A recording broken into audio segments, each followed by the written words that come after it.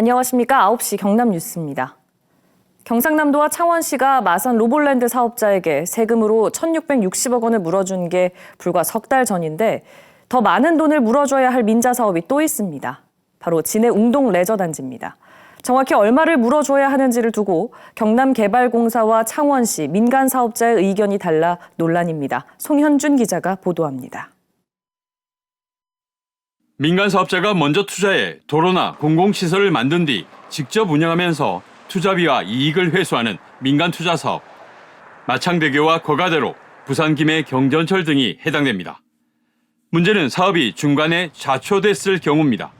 경상남도와 창원시가 마산 로볼랜드 사업자에게 1,660억 원을 물어준 것은 사업자의 사업 포기에 행정의 잘못이 드러났기 때문입니다. 계약의 해지를 할 때는 사업자가 해지 시까지 투입된 그 사업비를 계산을 해서 그 계산된 금액을 지자체가 이제 사업자한테 주도록. 지난 3월 경남개발공사와 창원시가 사업 시행자 지위를 상실한 진해 웅동 레저단지 사업도 협약에 따라 9달 안에 민간 사업자에게 투자비를 되돌려줘야 합니다.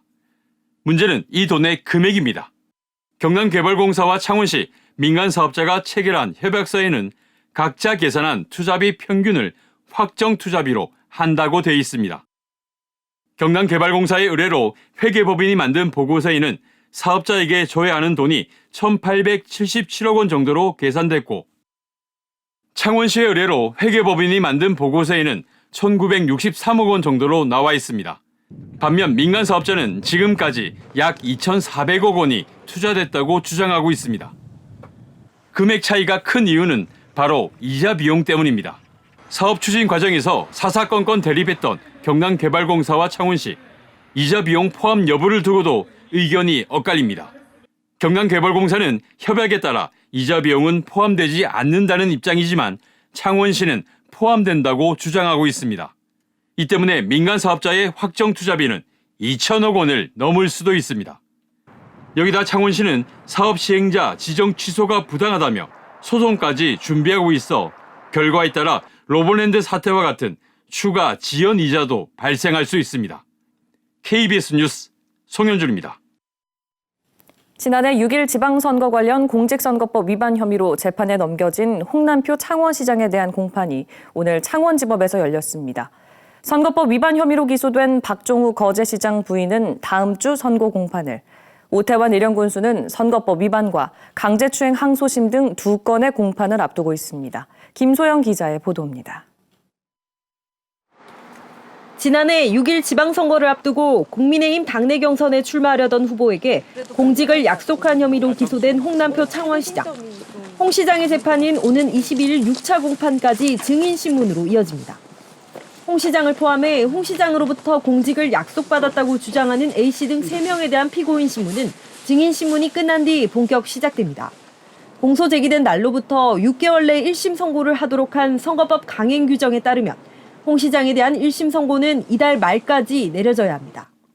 앞서 사건을 심리하는 창원지법 제사형사부는 집중 심리를 통해 사건을 최대한 빨리 결론 내겠다고 밝혔습니다. 오는 11일에는 공직선거법상 기부행위 위반 혐의로 기소된 박종우 거제시장 배우자 B씨에 대한 1심 선고 공판이 열립니다. 검찰은 2021년 7월 B씨가 거제에 한 사찰에 1,000만 원을 기부할 당시 박 시장이 선거 출마 의사를 표명한 상태라고 보고 공직선거법 위반 혐의로 기소했습니다. 검찰은 B씨에게 징역 10개월을 구형했고 박 시장 부인에게 벌금 300만 원 이상이 확정되면 박 시장은 시장직을 잃게 됩니다. 오태환 의령군수도 2건의 재판을 앞두고 있습니다. 오 군수는 지난해 6일 지방선거 당시 공직선거법 매수 및 이해유도 혐의로 기소됐습니다. 오 군수는 지난해 11월 검찰이 해당 혐의에 대해 불기소 처분했지만 고발인 측 재정 신청과 검찰의 재항고, 법원 기각 등을 거치며 뒤늦게 기소됐습니다. 오 군수는 또 다음 달 29일부터 1심에서 징역형을 선고받은 강제추행 혐의에 대해서도 항소심 공판을 받게 됩니다. KBS 뉴스 김소영입니다. 함양군이 군수 관용차를 바꾸자마자 1,000만 원 가까이 예산을 들여 차량을 개조한 것으로 확인됐습니다. 함양군은 장거리 출장 등 편의성을 위해 관용차를 개조했다고 해명했지만 예산 낭비라는 비판을 피하기 어려울 것으로 보입니다. 박기원 기자입니다. 함양군이 지난 1월 군수 관용차를 바꾸기 위해 올린 공고문입니다. 차종은 배기량 3,500cc급 9인승 리무진으로 가격은 6,200만 원입니다. 새 관용차는 지난 2월 함양군에 인도됐습니다. 출고 당시 그대로입니까?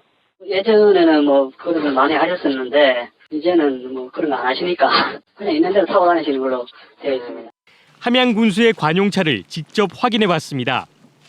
출고 당시 기존 9인승 차량에 없는 고급 리무진 좌석 2개가 새로 설치됐습니다. 좌석을 뒤로 밀어 2열 좌석을 뒤로 눕히면 발을 뻗고 누울 수 있도록 레일과 바닥 작업이 이루어졌습니다.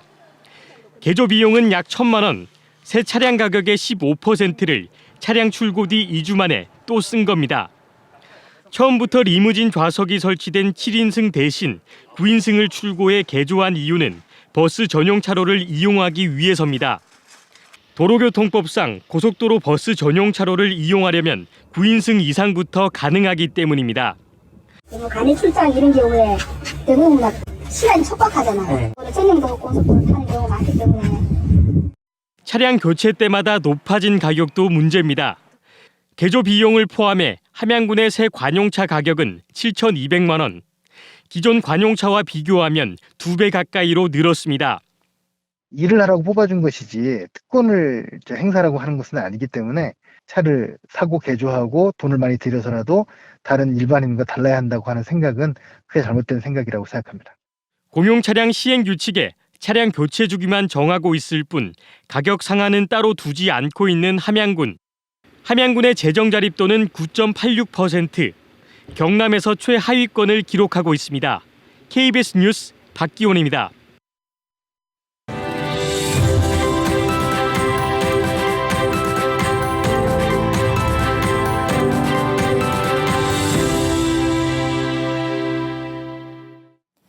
기후위기 시대 탄소중립 연중기획 보도입니다. 산불이 난 뒤 벌채한 나무들이 크기나 피해 정도의 구분 없이 화력발전소의 땔감으로 팔리고 있습니다. 발전사들이 탄소중립 의무 달성을 위해 웃돈을 내고 이 산불 피해목을 사들이고 있기 때문인데 산림청의 규정은 권고 수준에 그치고 있습니다. 김효경 기자가 취재했습니다. 밑동이 검게 그슬린 나무들이 줄지어 있습니다. 지난해 밀양 산불이 남긴 흔적.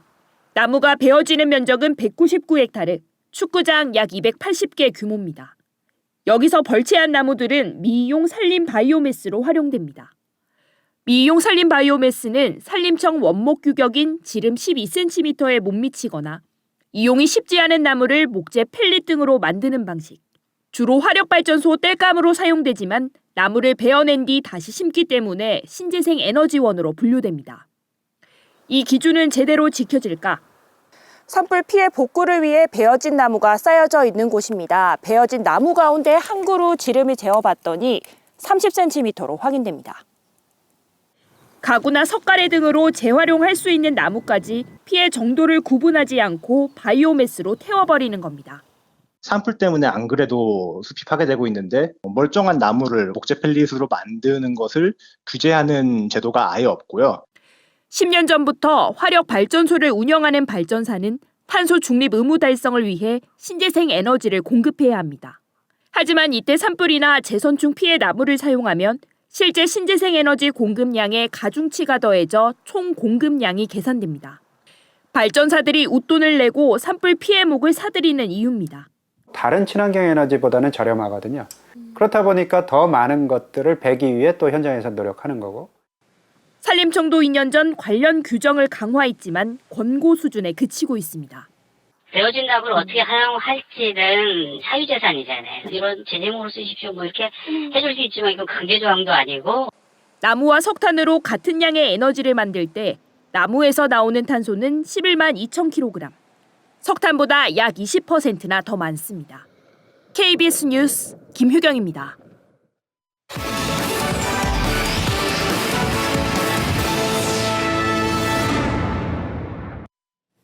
경남에서도 세계 노동절을 맞아 경남 노동자 대회가 열렸습니다. 민주노총 경남본부 등은 오늘 창원대로 일대에서 주최 측 추산 5천여 명이 참가한 가운데 현 정권의 노동 탄압에 맞서고 정부의 노동시간 개편과 중대재해처벌법 개정 등에 반대하며 도로 행진을 했습니다. 이들 노동단체는 오는 7월 불평등 해소와 최저임금 인상 등을 요구하는 총파업에 돌입하겠다고 밝혔습니다.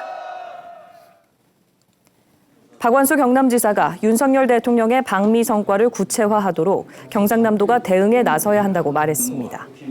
박 지사는 오늘 경상남도 실국 본부장 회의에서 윤 대통령이 처음 언급한 한국우주항공청 카사의 사천 개청 준비와 미국 나사와 협력 체계를 준비하도록 주문했습니다. 또 수소와 소형 원전 육성에 경남이 선제적으로 대응하고 테슬라의 대형 생산 공장 경남 유치를 위해 투자 유치팀을 가동하도록 지시했습니다. 일제강제동원 유가족협의회가 오늘 창원시 마산 회원구청에서 총연합회를 출범하고 첫 총회를 열었습니다. 총연합회는 그동안 여러 단체가 산발적으로 활동해 제대로 된 피해 보상이 어려웠다며 출범 취지를 밝히고 앞으로 단일화된 소통 창구를 통해 정부와 피해 보상 협상에 나설 계획입니다. 총회에서는 일본과의 역사적 갈등 해결 방안과 추모공원 설립 등 추진 계획이 논의됐습니다. 지금까지 경남 소식 전해드렸습니다.